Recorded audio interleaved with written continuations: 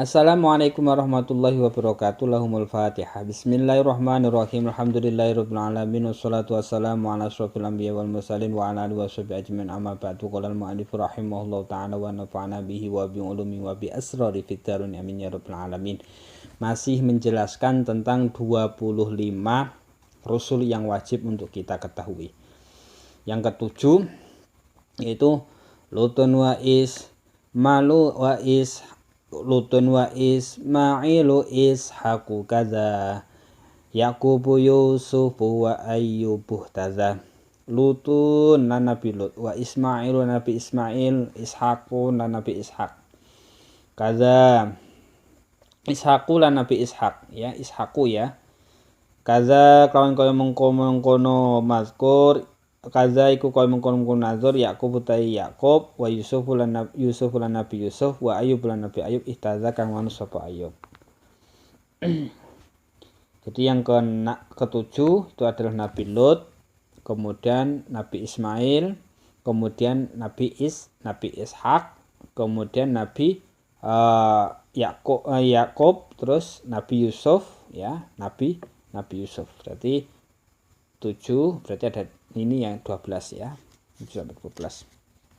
Nah, Nabi Lut itu adalah anak dari saudaranya Nabi Ibrahim alaihissalam. Beliau diutus oleh Allah Subhanahu wa taala kepada penduduk Sodom ya, Sodom yaitu kaum Nabi Lut, kurang lebih berkisar 4 juta.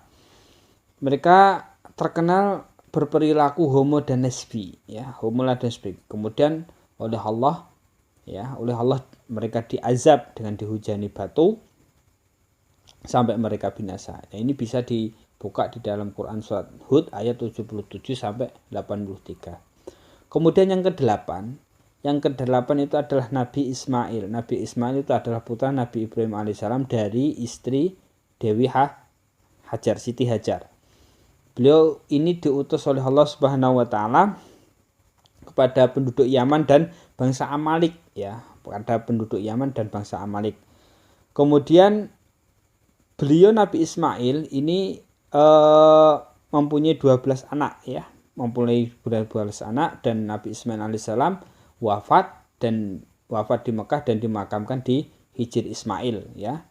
Di Hijr yaitu dekat Ka'bah, yang kemudian sekarang ini disebut dengan Hijr Ismail.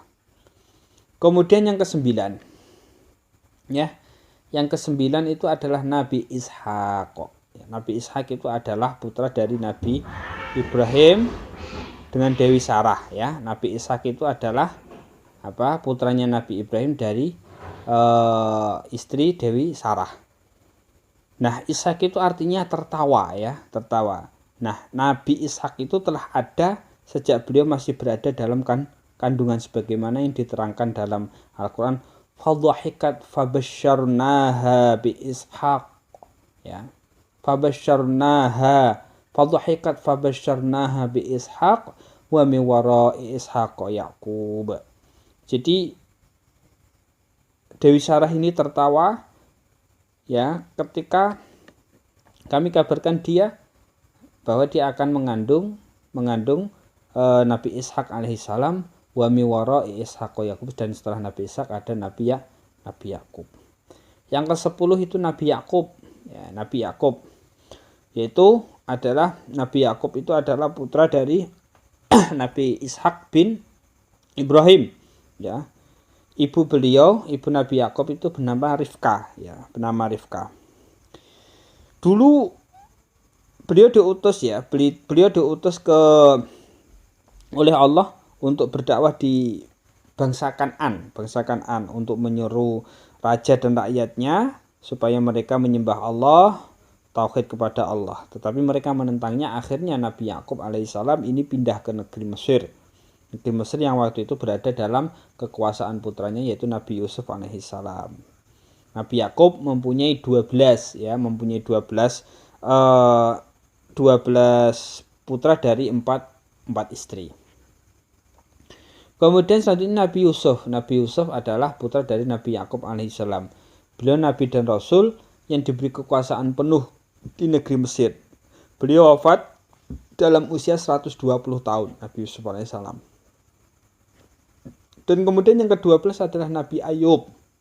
Nabi Ayub adalah putra dari Is bin Ishak, ya. Is bin Ishak. Jadi masih apa namanya?